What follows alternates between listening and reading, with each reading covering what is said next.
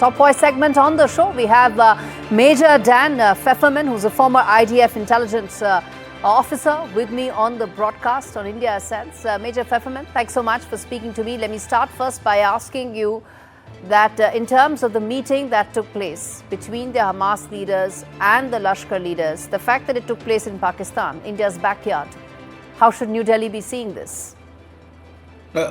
Thanks for having me on. From my sources that I've been looking at, I haven't been able to find anything verifiable that these are recent meetings. And my sources inside Pakistan are telling me these are meetings from even a couple of years ago that are coming up again in the media attention. But it's clear that there are Islamist elements, the political front of Lashkar-e-Taiba, that have had relationships and have been meeting with Hamas and other different kinds of Islamist groups over the years. There are obviously multiple press reports that in recent years, again, the Pakistani sources are claiming these are old meetings, not new ones. But it's interesting to look at where the current regime in Islamabad has gone, and that it was one of the main supporters of the Trump plan, which is adamantly anti-Hamas. And Pakistan is even looking into playing a key part in the potentially the disarmament of Hamas. So it's interesting to juxtapose these meetings, the presence of Hamas officials. Okay, so Dan, two aspects. There are some reports indicating that some of these meetings may have happened in the last couple of days. So maybe you at your end you'll verify it, and that's when verifiable sources will tell you that in the next couple of days. But we at India Ascents feel that a lot of this could actually also be Asim Munir some sort of a face saver, because he's gone into Trump's books. He wants to give boots on ground to Gaza, but at the same time he still wants to retain his hold over the Muslim countries. Pakistan still is the only nuclear power in the Muslim countries, and it wants to retain some sort of a pull there. And that's how we are reading this.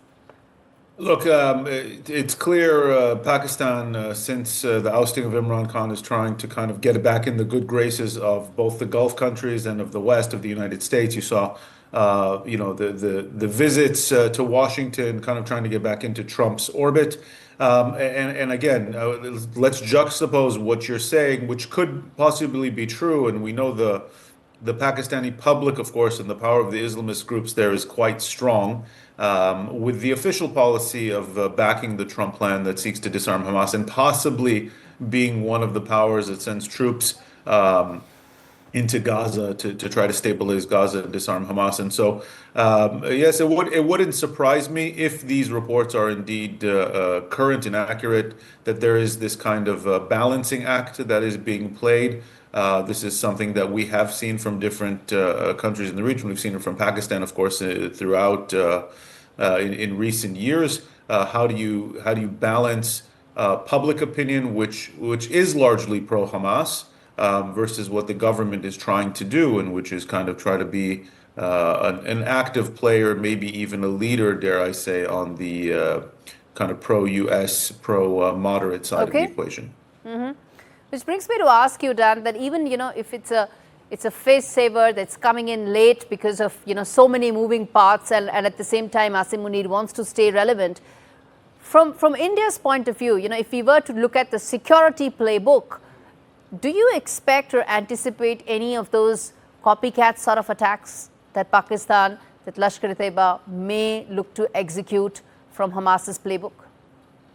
Well, I think all the different Islamist groups are learning and working with each other, learning from each other. And so if I'm an Indian defense official, or honestly a defense official in any of the countries in this part of the world, I'm watching these groups extremely closely, cracking down on them when I can, of course, but certainly watching them very closely. One of the things that came after October 7th, in a similar manner to how 9/11 in the United States brought to the imagination of intelligence agencies for the first time that we're not just talking about airplane hijackings anymore, but using the airplane as a giant suicide weapon. Yes. October 7th exposed to us a new kind of attack that the Israeli security forces never thought about, and that's not just an infiltration and a terrorist attack, right, that kills dozens, but a mass infiltration, certainly just running over the border with overwhelming force that the security services on the borders can't handle. And so that is something that every country in this region needs to now put into their possibility, worst nightmare possibility playbook. So certainly if I'm an Indian official, if I'm an official in any country in this region, they were all watching how Israel fights Hamas, fights Hezbollah, because these are threats that Israel won't be the first and won't be the last power that has to fight. And just as the kind of the democratic countries or the even just the status quo countries that keep peace and security in this region need to Right. be learning from each other on how to fight terrorism.